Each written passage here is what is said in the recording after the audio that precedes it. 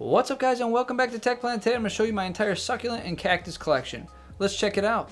Alright, so I just really want to show you guys my entire succulent and cactus collection because I know a lot of you like seeing this stuff and it's a good way to be exposed to plants that you may not have or you may not even know exist. So here's the total collection right here, but I'll go through each one individually and just talk a little bit about them. The first one we're going to start off with is the aloe vera plant. This in fact is my oldest plant and I've probably had this for 7 or 8 years. All these divisions have come from the main plant. I really like aloe vera because you really don't need a lot of light for this one and you can really just leave it be and it will just keep on growing. I don't water this very much, I really don't do much with it at all, and it just keeps looking good. They just have such a nice pleasant green color, and some of them even have spots on them more towards the base, and then the subtle spikes along the edges are just really beautiful. This is a pretty common plant and I'm sure most of you probably already have it, but if not, definitely pick it up. It may be common, but it's a really nice plant to have. This one is called copper spoons. I'll put the scientific name of all the plants in the bottom left, it's just hard for me to pronounce.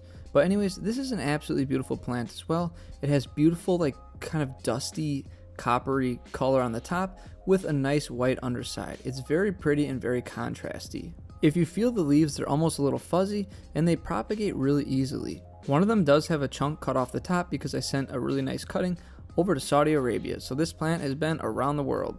The leaves on this are actually quite firm though, they're not very floppy, so it really holds its structure nicely. You can treat this pretty much like a succulent, you don't have to water it too often either. Here we have a silver squill. This is not really a succulent, I would say, but I treat it almost like one, and maybe that's why it doesn't look the greatest at the moment, but this is a very interesting plant. I first saw this one on Summer Rain Oak's channel, and I thought it was really awesome at the time.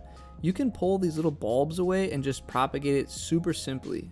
I just really like how it's all bulbs with each little leaf coming out of the tip, and it's just a really interestingly structured plant with a really nice pattern on the leaves as well. This plant is really pretty, and if I took a little bit better care of it, it'd be much fuller and have a lot more leaves. This next one is called the fishbone cactus. This one is actually pretty darn cool. You can make a hanging basket out of this one if you really wanted to.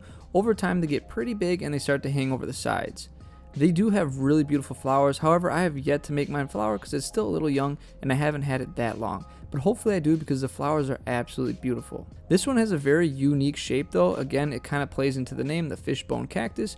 It's almost like a set of ribs, but it's really neat. If you don't have one of these, I definitely recommend checking it out. This is probably my only variegated cactus slash succulent. This is an aloe and it's a more compact form, so it doesn't get really big like aloe vera. But this one is absolutely beautiful. The variegated pattern on this one is very stunning, and earlier it put out some really impressive pups, so hopefully I can get some more of them, but the ones before were like almost pure white with just a little bit of green and just looked fantastic. I really love the compactness of this aloe and how many little spikes it's got on it. Again, the variegated pattern is to die for, and if you can get your hands on one of these, I definitely recommend it. Next up is a jade tree. I think this is pretty common in the plant collecting hobby. A lot of people have this and a lot of people really love this plant.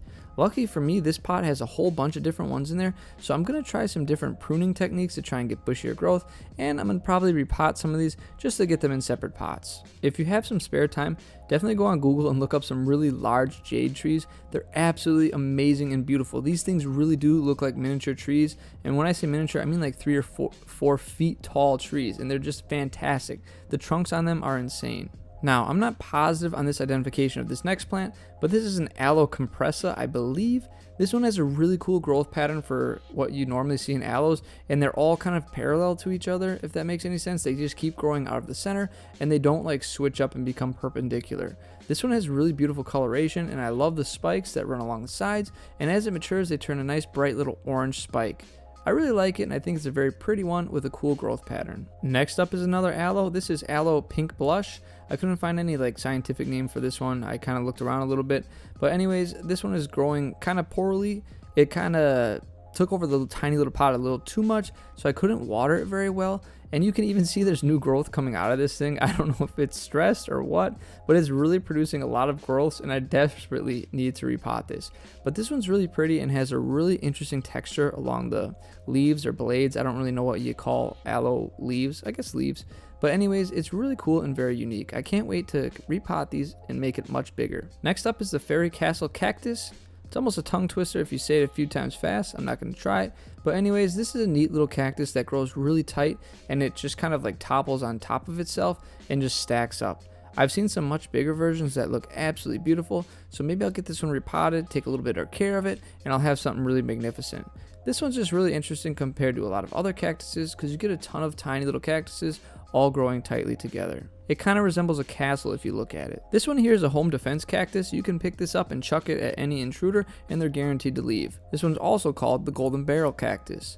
I really love this cactus because the needles are so pronounced on it and they're just a beautiful color in contrast with that green. Seeing these large cactuses at conservatories or other places where they have like a 50-year-old cactus, they're absolutely stunning. I wish I had the money to buy a giant one, but they're usually a few $100s, so I'm stuck with this little guy, but he's cool too. Next up is another cactus. This is a spotted domino cactus or just a domino cactus. This one actually flowered for me before, and those two little bunny ears on it are actually flowers developing.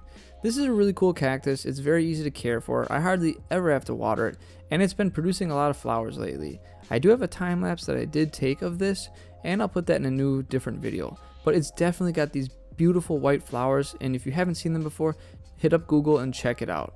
I like this cactus because it stays nice and small, and the pattern of the little white dots are pretty neat. I think this is our last actual cactus. This is a pine cone cactus.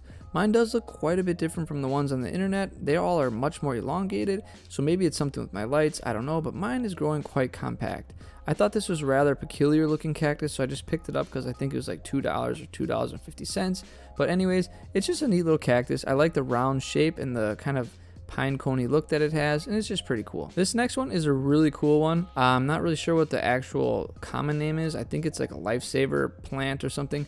The flower looks really weird. It's almost like a inflatable tube or something. I don't know what you'd even call it. It's the strangest thing. Definitely look this one up because you got to see the flower. It's really wild looking.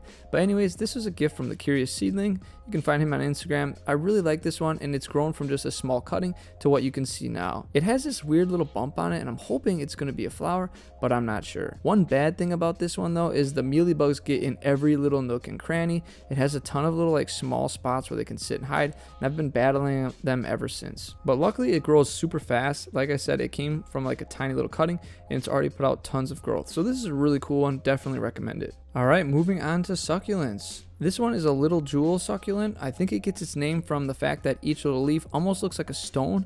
If you look closely, you can see almost facets on them, much like diamonds or rubies. You know, when they kind of cut them up for jewelry, they put facets on there, and that's kind of what these resemble. It's a really nice, compact, and like tight nodal distance. I don't know what you want to call it, but I like the look of it, and I really hope to propagate some more. Next up is a pretty popular hybrid. This one is going to be Echeveria Hercules. I don't know if I'm actually pronouncing the first part correctly, but either way, this is an absolutely beautiful succulent. The pink edges just stick out so much amongst the greenish bluish petals. This is a beautiful hybrid, and I really love it. A lot of these succulents can look absolutely beautiful if you light stress them, and that really just means having really bright lights on them. It stresses them out, and they kind of get rid of the chlorophyll color and replace it with something pretty like the reds. So it's going to look really pretty the more I keep it under my grow lights. Moving on to another Echeveria Purple Pearl. This one is pretty famous, I would say. Almost everyone who has succulents has this in their collection. I see them in every store all the time whenever there's a succulent stand, but it's famous for a reason. It's an absolutely beautiful purple color. The leaf petals just have a fantastic shape, and just what is there not to love about this one? These are pretty easy to propagate, and again, the colors are just amazing, and if you sun stress them, it brings the colors out even more. Moving on to our last succulent, this is Echeveria Purpusorum. This is another really beautiful one. This one actually has a pattern on the leaves that are quite different from the previous few. I would say this doesn't rely on really amazing color, but the pattern is what really brings it out. In fact, this is a little different from the other ones I just showed you, in that the underside is the more red side and the top side is a more greenish blue. I want to see what this one looks like when it's sun stressed, because it almost looks like the edges might brighten up quite a bit. After going through this video and seeing my succulents up close and personal, it makes me want to get a bunch more. Just so you guys know, succulents are actually really affordable compared to aroids and other rare plants out there, so you can really get an awesome collection for relatively cheap. So I'm definitely going to pursue that myself and see what I can get. Well guys, I hope you enjoyed that video. I do have some care guides coming up for these types of plants pretty soon, but I just wanted to show you guys my entire collection. I like seeing other people's collections just because it gives you an idea of like what's out there. A lot of times I don't even know about some really cool plants that already exist just because I've never seen them before. So hopefully you guys saw something you really liked, and maybe it's something that you want to add to your wish list. I don't know. I hope you guys enjoyed it, and as always, may your plants grow strong and healthy. I'll see you next time.